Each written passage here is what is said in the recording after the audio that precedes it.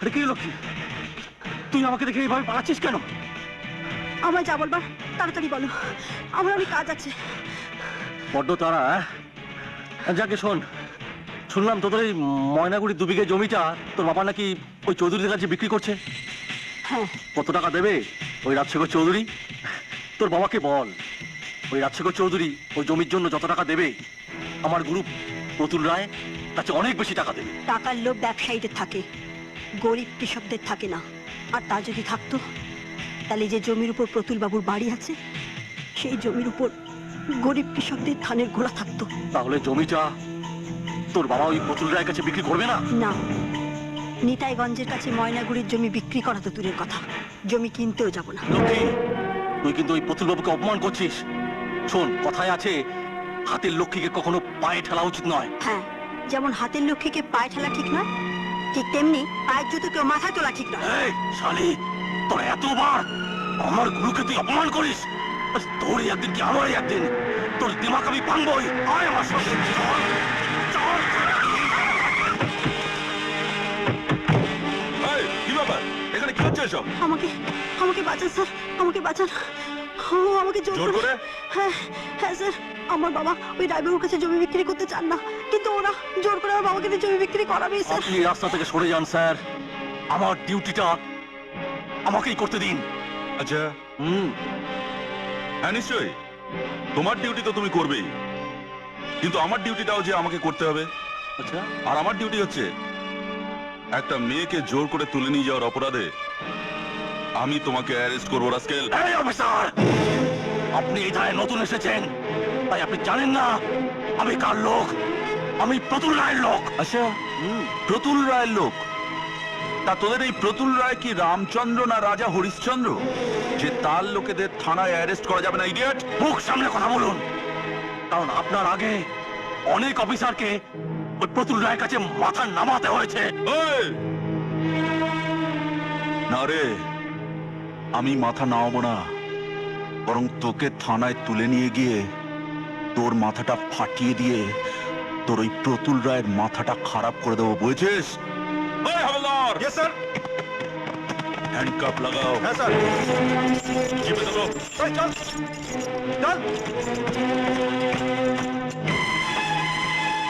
ধন্যবাদ স্যার।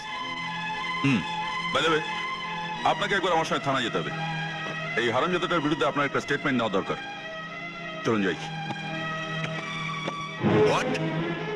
স্টেটমেন্টের নাম করে তোমার মেয়েকে থানায় নিয়ে গেছে? হ্যাঁ কত বাবু। প্রতুলের এত বড় সাহস, ময়নাগুড়ির সম্মানে হাত দেয়?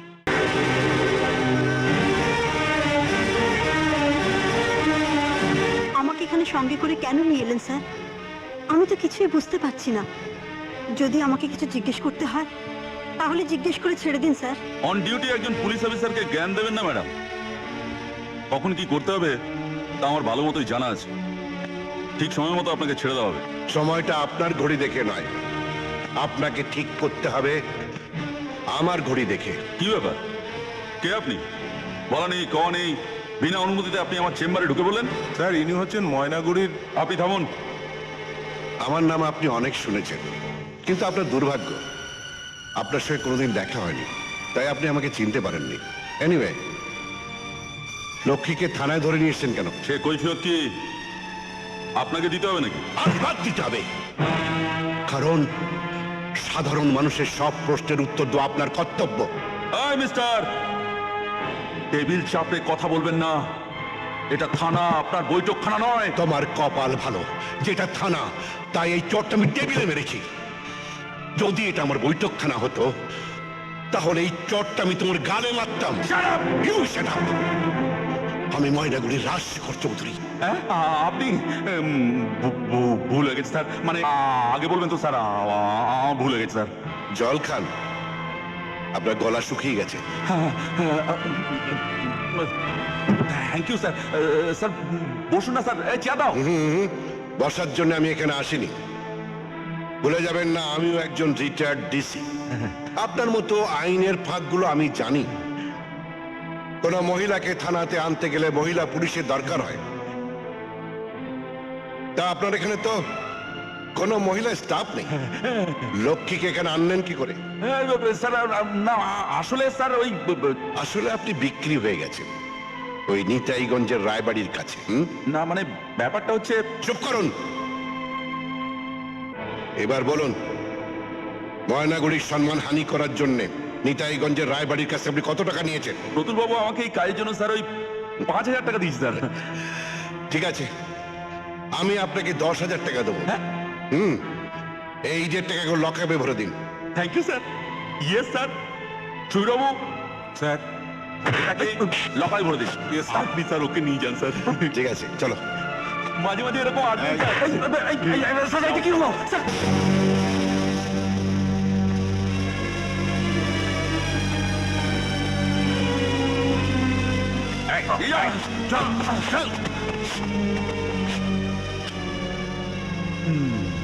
এটা কি হলো? গ্রেপ্তার হলো একটা সুশীলা মেয়েকে বিরক্ত ও সম্মানহানি করার জন্য আমি ওকে গ্রেপ্তার করলাম। আপনি বোধহয় ভুলে যাচ্ছেন যে আমি আপনাকে 5,000 টাকা দিয়েছি নিতাইগঞ্জকে জেতাবার জন্য। উনি আমাকে 10,000 টাকা দিয়েছেন ময়নাগুড়িকে জেতানোর জন্য। এটা তো আমার ব্যবসা প্রতুল বাবু, আমি কি করে লস করি বলুন তো? আপনি এত বড় পাল্টিবাজ। মামা, তোমার চা। হ্যাঁ দে। তুই যাই বলিস মমতা, তোর স্বামীর দানশীল স্বভাবের জন্য একদিন তোকে শূন্য হাতে রাস্তায় নামতে হবে, ভিক্ষের থলি হাতে নিয়ে গায়ে গায়ে ঘুরতে হবে। জমি জমা তো আগেই দু ভাইয়ের নামে লিখে দিয়ে গেছে, এবার পকেটের নগদ নারায়ণ খাওয়ার পালা চলছে। বালাই ষাট, এসব তুমি কি বলছো মামা? আগুনে সাগরের মতো দুই দেওর থাকতে আমরা শুধু শুধু পথে বসবো কেন? তোর কথা শুনে মনে হচ্ছে আগুন আর সাগর তোকে এবার মাথায় তুলে নাচবে। জমি জমা দখল একবার বুঝে নিক, এবার দেখবি তোকে দূর দূর করে তাড়িয়ে দেবে। তুই জানিস মমতা, তোর জন্য রাতে দুশ্চিন্তায় আমি দু চোখের পাতা এক করতে পারি না। আমাকে নিয়ে তুমি এত কেন ভাবো শুনি? তোর কথা ভাববো না কেন শুনি? তুই ছাড়া এই জগৎ সংসারে আমার কে আছে বল? তোর মায়াতেই তো এই ময়নাগুড়িতে আমি পড়ে আছি, নাহলে কবে কাশিবাসি হয়ে চলে যেতাম। এখনো সময় আছে, রাজশেখরকে একটু সামলে চলতে বল। অন্যকে সামলাবার আগে আগে নিজেকে সামলে চলো। আরে জামাই, শরীর ভালো আছে তো? আমাকে নিয়ে ভাবতে হবে না, তুমি তোমার নিজের চরকায় তেল দাও। কি শুরু করলে? কুটুমের সঙ্গে এইভাবে কেউ কথা বলে? কুটুম? এটাতে কুটুম হলো? তুমি জানো না মমতা, তোমার মামা বলে বাজারের রেশনের দোকানে তাকে বসতে দিলাম। বেকার মানুষ কোথায় আর যাবে? থাক করে কমে খাক। হাহ। তোমার এই মামা কি করেছে জানো? তোমার এই মামা দোকানের বাইরে বোর্ড ঝুলিয়ে সমস্ত মাল ব্ল্যাকে বিক্রি করে নিজের পকেটে ভরেছে। গ্রামের লোক প্রতিদিন তার নামে অভিযোগ করেছে। একবার যদি আমি হাতে নাতে ধরতে পারি না, তাহলে তোমার এই মামাকে ঠিকই শ্বশুরবাড়ি ভাত খাইয়ে ছাড়বো। এই মমতা, চাটা ধর। আমি এখন যাই, জামাই এখন উত্তেজিত, এখন ঝড় উঠেছে, ঝড়টা থামুক, উত্তেজনা কমুক, তারপর আমি আসবো। হ্যাঁ, রাস্কেল। অসম্ভব, আমার ভাই হয়ে যে তুই এভাবে হেরে আসবি এ আমি ভাবতে পারি না। আসলে যত নষ্টের গোড়া ওই অফিসারটা। অজুহাত দেখাস না, অজুহাত দেখাস না। অজুহাত নয় দাদা, ওই পুলিশ অফিসারটা প্রচুর টাকার লোভে সমস্ত প্ল্যানটাকে বানচাল করেছে। আরো বেশি টাকা তুই দিতে পারতিস। রায়বাড়ি তো টাকার অভাব নেই রে। হ্যাঁ, তুমি ঠিকই বলেছো, টাকার অভাব রায়বাড়িতে নেই, আছে মনুষ্যত্বের অভাব। তুমি? আমি গ্রামের মানুষের মুখে আমি সব শুনেছি। তুমি একবার বোঝার চেষ্টা করো, আজ তোমার ভাই যে অঘটন ঘটাতে চাইছে তাকে হয়তো তুমি সমর্থন করছো, কিন্তু ওই গরিব মেয়েটার কি হবে? ও আমি নয়, আবে ময়নাগুড়ি চৌধুরী। তাতে তুমি এত মাথা ঘামাচ্ছ কেন? এটা রায়বাড়ির সম্মানের ব্যাপার। রায়বাড়ির সম্মান? হুঁ।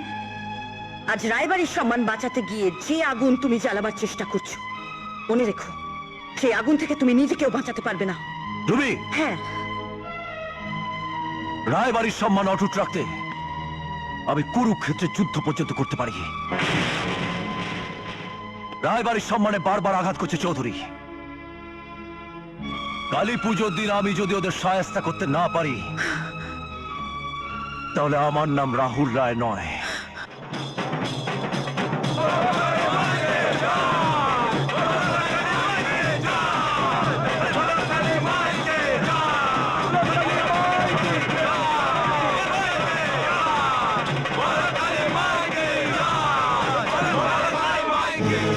বলছিস সেখানেই থাক। নিতাইগঞ্জের মন্দিরে আগে নিতাইগঞ্জের লোকেরাই পুজো দেবে। বললেই হলো, মন্দিরে মাটিটা আমরা আগে পা দিচ্ছি, খুব হয়ে গেছে, পুজো আমরা আগে। খবরদার! আমাদের আগে যে এই মন্দিরের সিঁড়িতে পা দেবে সে এখান থেকে লাশ হয়ে ফিরে যাবে। ময়নাগুড়ির লোকেরা হাতে চুরি পরে আসেনি, মারের পাল্টা মার আমরাও দিতে জানি। মায়ের গলায় মালা আজ একটাই পড়বে, সেটা হচ্ছে ময়নাগুড়ির চৌধুরী বাড়ির মালা। কোনো মায়ের লাল নেই যে আজ আগুন চৌধুরীকে বাধা দেয়।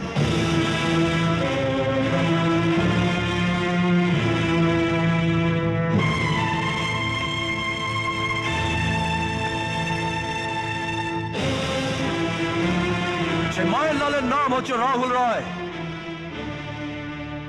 নিজের গ্রামের মাটিতে দাঁড়িয়ে আমি কিন্তু অপমানিত হতে আসিনি। আমি এসেছি পুজো দিতে, আর ঠাকুরের গলায় প্রথম মালাটা আমি দেব। তোমরা কি চাও বা না চাও সেটা আমার দেখার ব্যাপার নয়, আর চাইলেই সবকিছু পাওয়া যায় না। যে না পেলে চৌধুরী পরিবার সেটা ছিনিয়ে নিতে জানে। সব বেয়াদবি তোদের চৌধুরী পরিবারকে মানায়, আমাদের রায় পরিবারকে নয়। এই! আমার বংশ তোলার একটা কথা বললে আমি কিন্তু হাত ওঠাতে বাধ্য হব। হাত ওঠালে সমস্যার সমাধান হয় না। ওঠাতে চাও তো ওই ত্রিশূল ওঠাও। ওই ত্রিশূল যে প্রথম তুলে নিয়ে আসতে পারবে তাদেরই মেলা প্রথম ঠাকুরের গলায় চড়বে। রাজি? রাজি, তবে একটাই শর্তে, আজ আমার সঙ্গে লড়তে হবে তোমাকে। যুদ্ধ করতে রায় পরিবার ভয় পায় না।